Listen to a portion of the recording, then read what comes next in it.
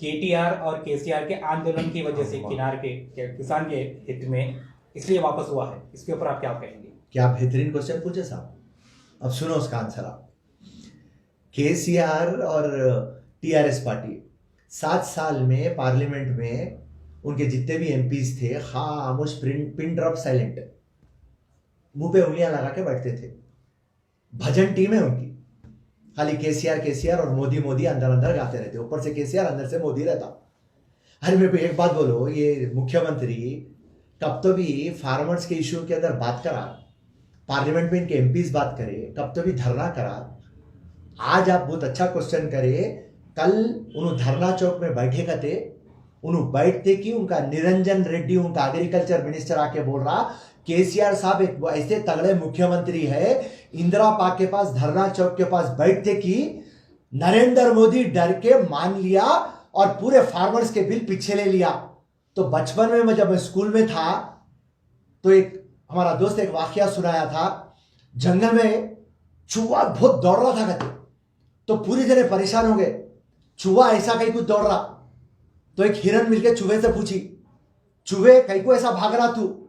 तो चूहा पलट के बोला, शेरनी का रेप हो गया, शेर को मेरे पे डाउट है।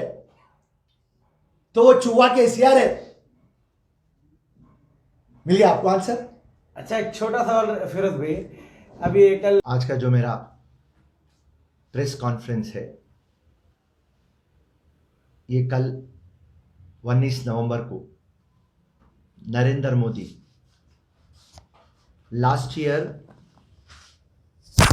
सितंबर 17 से 20 तारीख पार्लियामेंट में और राज्यसभा में फार्मर्स बिल इंट्रोड्यूस किए। और जैसा फार्मर्स बिल इंट्रोड्यूस करे, पहला शख्स जो पार्लियामेंट के अंदर और पार्लियामेंट के बाहर जो आवाज उठाया वो राहुल गांधी।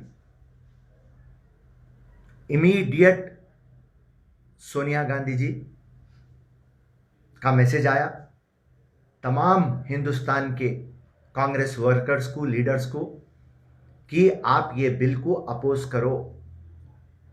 ये जो बिल नरेंद्र मोदी लाए हैं ये कॉन्स्टिट्यूशन के खिलाफ है, डेमोक्रेसी के खिलाफ है,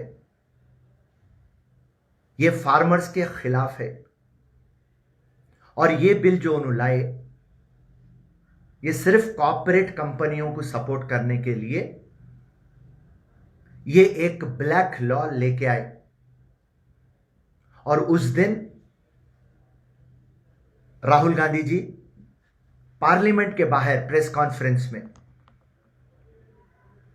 दावा कर दिए थे कि किसी भी हालत पे हम ये बिल को वापस लेंगे और इतना एहतजाज करेंगे कि आप मजबूर हो जाएंगे नरेंद्र मोदी जी।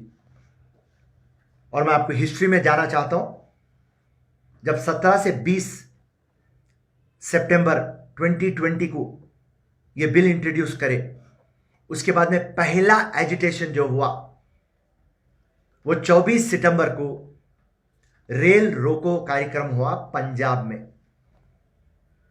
हमारे जब मुख्यमंत्री थे वहां के अमरिंदर जी, और उनको सोनिया गांधी और राहुल गांधी के इंस्ट्रक्शन पे, क्योंकि सबसे ज्यादा अगर से फार्मर्स हिंदुस्तान में कहीं हैं तो वो पंजाब में है, सोनिया गांधी का इमीडिएटली मैसेज आया जितने भी स्टेटों में कांग्रेस हुकूमत है वहां पे आप ये बिल को अमल नहीं करना, फार्मर्स के सपोर्ट में आप ठहर जाओ। फिर उसके बाद में 26 जनवरी हुई, आप इलेक्ट्रॉनिक मीडिया, प्रिंट मीडिया में देखे लाल किले का किस्सा। उसके बाद वायलेंस जो हुआ, उसके बाद में पुलिस जो केसेस बुक करे, कॉन्स्पिरेसी के केसेस, हेट के केसेस, सेडेक्शन के केसेस, पूरे केसा फार्मर्स पे बुक हुए। और तमाम ये 1 साल से चल रहा है ये मामला, और 1 साल के अंदर फार्मर्स एहतजाज कर रहे थे और इसके अंदर 600 से ज्यादा फार्मर्स मर गए। और उसके बाद में नरेंद्र मोदी जी आकर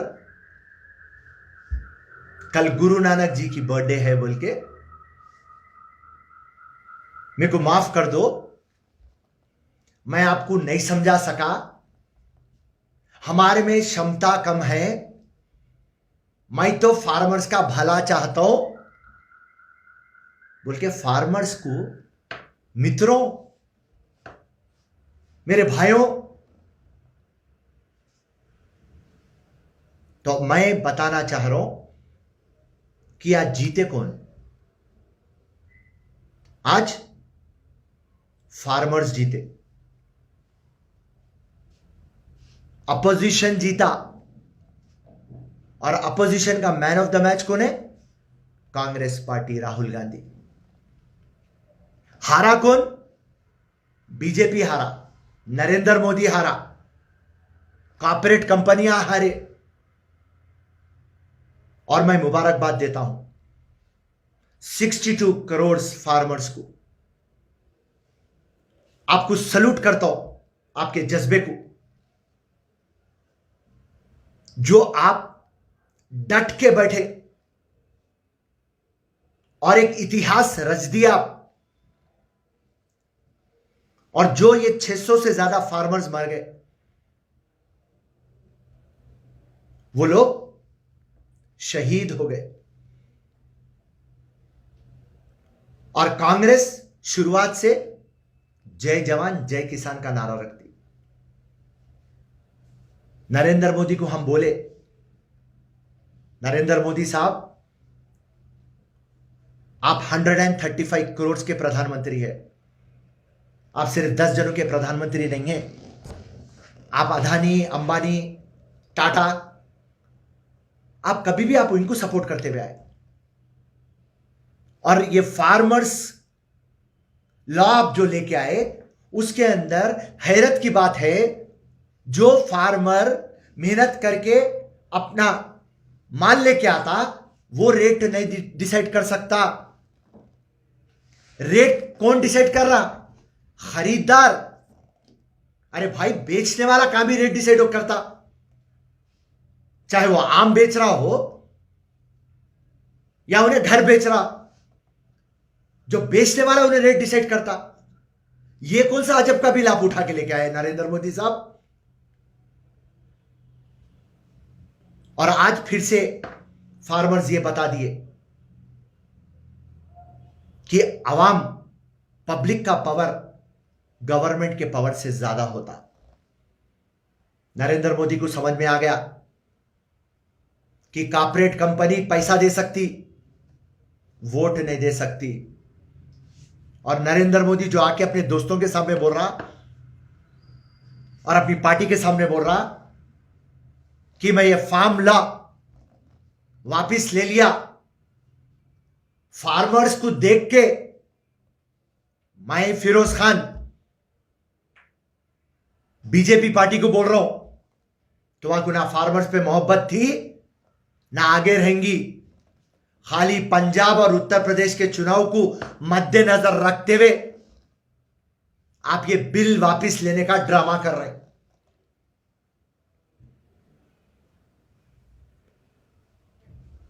एक साल से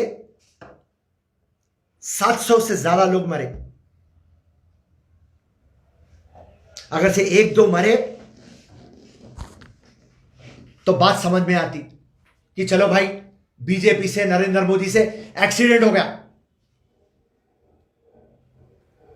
मगर जब 700 से ज्यादा लोग मरे और एक साल से आप लोग खाली तमाशा देख रहे हैं, तो ये मर्डर नहीं है,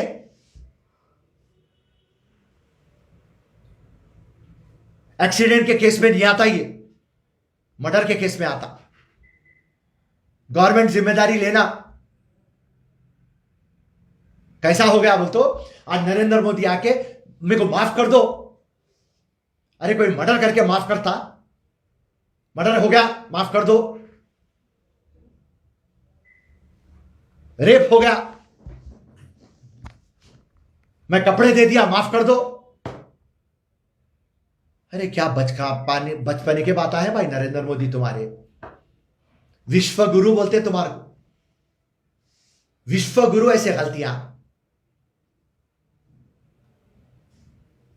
और आज कांग्रेस पार्टी ये डिमांड करती, 700 से ज्यादा लोग मर गए, आप उनको एक्सग्रेशिया क्या दे रहे हैं, कॉम्पनसेशन क्या दे रहे हैं, उनकी भरपाई क्या कर रहे हैं। और साथ साथ जिस तरीके से आज आप फार्म बिल को वापस लिए, आने वाले दिनों में, यह भी बात हम पहले से चैलेंज कर दिए थे, CAA NRC उसको भी आपको वापस लेना पड़ेगा। आज आप टेम्परवरी उसको रोक दिए, क्योंकि वहां पर भी कांग्रेस पार्टी बोली CAA अनकॉन्स्टिट्यूशनल है, अनडेमोक्रेटिक है, रिलीजन के मजहब के आधार पे आप बना रहे हैं, फ्रीडम ऑफ इक्वालिटी को आप खत्म कर दे रहे हैं। कांग्रेस पहले दिन से एक ही बात बोल रही, सेफ डेमोक्रेसी, सेफ कॉन्स्टिट्यूशन। आप 300 MP आपके बन गए नरेंद्र मोदी, तो आप मनमानी नहीं कर सकते। दस्तूर की एक लकीर भी आप नहीं बदल सकते। आप हर वक्त ब्रिटिश के वैसा, अंग्रेज के वैसा डिवाइड एंड रूल करें आप। ये देश के सामने हर कोई एक है, इक्वल है। ये कांग्रेस पार्टी हर वक्त ये बात कुछ पकड़ के थी, और आज फार्मर्स की जीत हुई, कॉमन आदमी की जीत हुई। एक जो तानेशाह था उसको झुकना पड़ा, आवाम झुका दी। आवाम बता दी फिर से एक टाइम कि जब हम एक होते तो हुकूमत को झुका भी दे देते, हुकूमत को गिरा भी देते। तो आज बड़ी खुशी है कि फार्मर्स बिल को वापस लिए, और इंशाल्लाह आगे चल के आप देखेंगे ये CAA और NRC, ये भी बिल उनको वापस लेना पड़ेगा। और कांग्रेस पार्टी इसके लिए रात और दिन जद्दोजहद करेंगी। फार्मर्स के टाइम पे हम बोल दिए थे, हम ना सोएंगे ना आपको सोने देंगे। और आज फिर से एक टाइम बता दो, सोनिया गांधी की, राहुल गांधी की, कांग्रेस की, आपकी और हमारी जीत हुई। जय हिंद, जय कांग्रेस।